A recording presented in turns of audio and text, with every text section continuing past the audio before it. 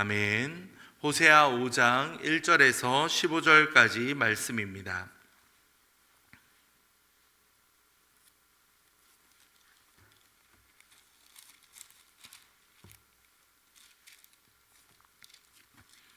(5장) 1절에서 15절 교독하겠습니다.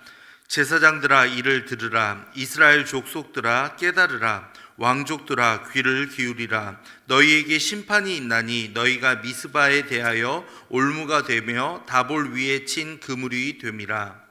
패역자가 사륙죄에 깊이 빠졌음에 내가 그들을 다 벌하였노라. 에브라임은 내가 알고 이스라엘은 내게 숨기지 못하나니 에브라임아 이제 내가 음행하였고 이스라엘이 더러워졌느니라. 그들의 행위가 그들로 자기 하나님에게 돌아가지 못하게 하나니 이는 음란한 마음이 그 속에 있어 여호와를 알지 못하는 까닭이라. 이스라엘의 교만이 그 얼굴에 드러났나니 그 죄악으로 말미암아 이스라엘과 에브라임이 넘어지고 유다도 그들과 함께 넘어지리라. 때와 숫대를 끌고 여호와를 찾으러 갈지라도 만나지 못할 것은 이미 그들에게서 떠나셨음이니라. 그들이 여호와께 정조를 지키지 아니하고 사생아를 낳았으니 그러므로 세 달이 그들과 그 기업을 함께 삼키리로다. 라마에서 나팔을 불며 벳 아웬에서 외치기를 베냐민아 내 뒤를 쫓는다 할지어다. 벌하는 날에 에브라임이 황폐할 것이라. 내가 이스라엘 지파 중에서 반드시 있을 일을 보였노라. 경계표를 옮기는 자 같으니 내가 나의 진노를 그들에게 물같이 부으리라. 에브라임은 사람의 명령 뒤따르기를 좋아함으로 학대를 받고 재판의 압제를 받는도다. 그러므로 내가 에브라임에게는 좀 같으며 유다 족속에게는 썩이는 것 같도다. 에브라임이 자기의 병을 깨달으며 유다가 자기의 상처를 깨달았고 에브라임은 아수르로 가서 야렛 왕에게 사람을 보내었으나 그가 능히 너희를 고치지 못하겠고 너희 상처를 낫게 하지 못하리라. 에브라임에게 젊은 사자 같으니 바로 내가 움켜갈지라. 내가 탈취하여 갈지라도 건져낼 자가 없으리라. 그들이 그 죄를 뉘우치고 내 얼굴을 구하기까지 내가 내 곳으로 돌아가리라. 그들이 고난받을 때에 나를 간절히 구하리라. 아멘.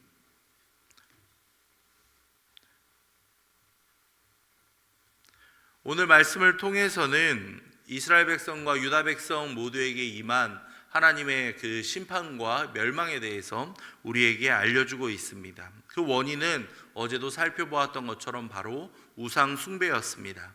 그들이 하나님을 떠나 있었고 하나님의 명령에 귀를 기울이지 않자 결국에는 스스로가 싸우기도 하고 결국 멸망의 길로 가고 있었습니다. 먼저 1절을 보면 그들이 멸망할 수밖에 없는 이유들이 쭉 기록되어 있습니다. 1절에서는 이스라엘의 타락에 있어서 영적인 지도자와 제사장들과 왕들에게 먼저 책임이 있다라고 분명히 말하고 있습니다. 이들은 함께 하나님을 알려야 하며 하나님의 율법을 지켜야 하는 사람들이었습니다. 그들은 이 율법을 가르치고 백성들이 공의와 정의로 함께 하나님을 따를 수 있도록 이끌어가는 의무를 가진 자들이었습니다. 그러한 의무가 있음에도 불구하고 1절 말씀에서는 이들의 행동들이 백성들의 올무와 그물처럼 함정에 빠뜨리는 자가 되었다라고 말하고 있습니다.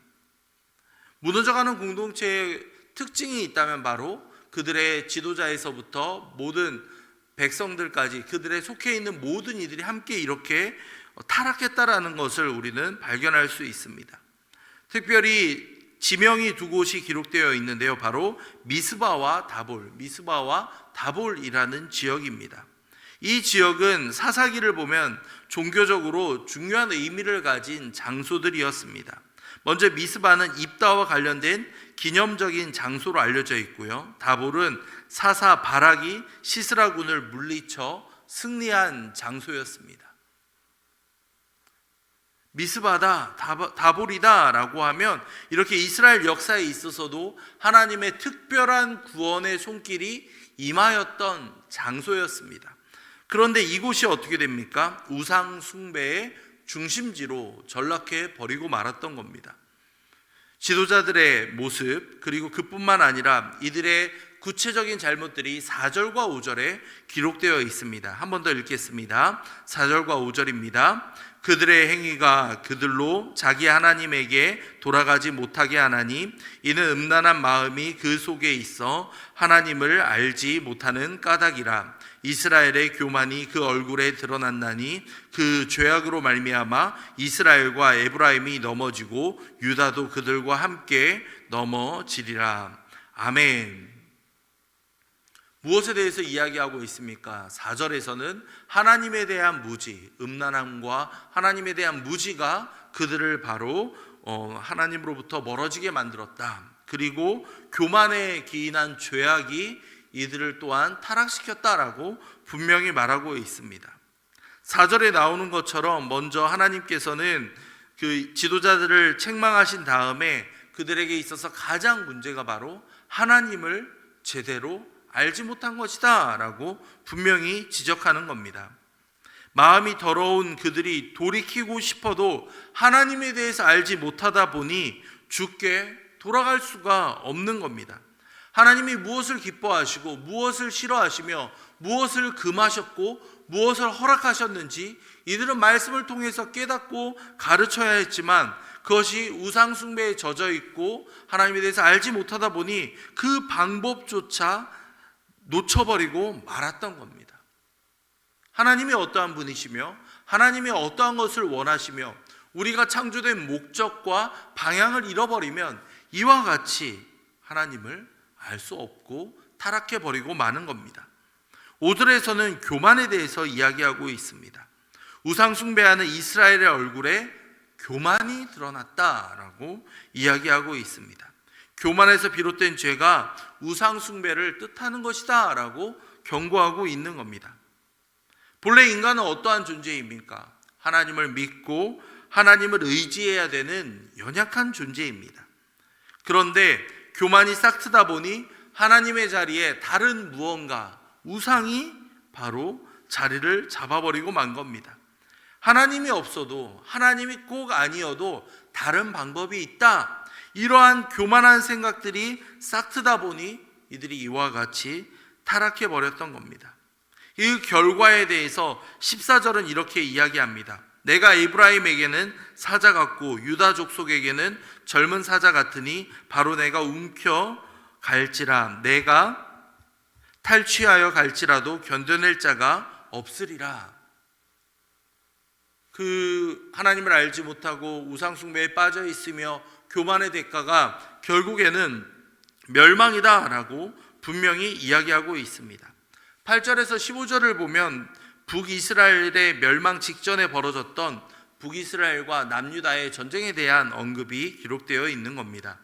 하나님께서 두 왕국을 심판하신 이유와 그 심판의 성격이 이 말씀에 잘 기록되어 있는 겁니다. 뿔나팔은 이스라엘에서 전쟁, 재난, 종교적 의식을 알릴 때 사용하는 나팔이었고요. 그만큼 이들이 긴박한 상황이었다라고 알려주고 있는 겁니다. 그렇게 긴박함에도 불구하고 그들은 자신이 멸망할지 끝이 다가와 있다는 사실을 깨닫지 못하였습니다. 특별히 10절을 보면 경계표를 옮겼다라는 표현이 있는데요. 이것은 바로 단순한 지리적인 침범이 아니라 윤리적인 타락까지도 말해주고 있는 표현이다라고 볼 수 있겠습니다. 신명기를 보면 이 경계표를 옮기는 행위가 율법에서는 엄격히 금지하고 있는 행동입니다. 왜냐하면 더 많은 것을 가지려고 하는 탐욕과 부정의 상징이기 때문입니다. 이러한 침범이 북이스라엘뿐만 아니라 남유다까지도 동일하게 임하였고 그들이 죄에 가담했다라고 경고하고 있습니다. 이들의 최후는 결국 멸망이다라고 성경은 분명히 알려주고 있습니다. 그들이 의지하였던 우상이나 그리고 아수르에게 의지하려고 했던 그 상황들이나 그 모든 것들이 오히려 아시다시피 북이스라엘은 아수르를 의지하려고 했지만 아수르에 의해서 멸망을 당하고 말죠. 자기가 의지하고자 했던 신이나 자기가 의지하고자 했던 민족들이 그들을 결국 버리고 아무런 힘도 작용할 수 없다라는 사실을 우리는 분명히 깨달아 알 수 있습니다. 오늘 말씀에서는 이들이 왜 우상 숭배에 빠졌으며 그 타락부터 멸망까지의 상황을 우리에게 알려주었습니다. 첫 번째는 지도자들의 타락이 있었고요. 그 다음에 하나님에 대한 무지와 그리고 또한 교만이 있었다라고 언급하고 있습니다. 그뿐만이 아니죠. 그들에게 욕심이 있었고 그 결과가 결국에는 멸망으로 이어졌다라고 우리에게 경고하고 있습니다. 우리에게 있어서 하나님보다 의지하는 것, 하나님보다 우선시하려고 했던 모든 것들이 바로 이와 같은 결과를 초래할 수 있습니다. 하나님이 무엇을 좋아하시며 어떠한 분이신가 우리는 깊이 깨달으며 이를 위해서 하나님을 기쁘시게 하기 위해 우리는 살아가야 하는 존재입니다. 그럴 때에 진정한 기쁨과 평안이 우리 삶 가운데 찾아올 수 있다라고 분명히 경고하고 있습니다. 이 시간 말씀을 생각하며 함께 기도하며 나아갈 때 하나님, 우리 마음 가운데 혹시라도 하나님에 대해서 알고자 하는 마음이 사라져가거나 교만한 마음이 틈탄다면 주님께서 용서해 주시옵소서. 온전히 주님만을 바라보며 우리 삶 가운데 가장 우선순위로 주님을 기억하며 살아갈 수 있도록 아버지 도와주시옵소서. 함께 기도하도록 하겠습니다. 이어서 교회와 또한 대부흥 전도주의를 위해서도 함께 기도하겠습니다. 우리 교회를 위해서 함께 기도할 때 오늘은 화요 전도팀이 모이는 날입니다. 대부흥 전도주의를 앞두고 함께 전도하는 이들의 마음과 생각 가운데 주님께서 기쁨과 평안을 허락해 주시며 함께 복음을 증거할 수 있도록 매주 화요일마다 모여서 나아갈 때 주님께서 힘과 능력을 부어주시옵소서. 함께 중보해 주시기 바랍니다. 이어서 대부흥 전도주일이 이제 며칠 남지 않았습니다. 우리가 작정한 231명의 VIP들이 함께 이 자리에 나와 주님을 경험하며 주님의 영광을 체험할 수 있도록 아버지께서 인도해 주시옵소서. 우리 이끌어가는 이들과 함께 참여하는 모든 VIP들이 주님의 영광을 함께 경험할 수 있도록 아버지 도와주시옵소서. 함께 기도하도록 하겠습니다.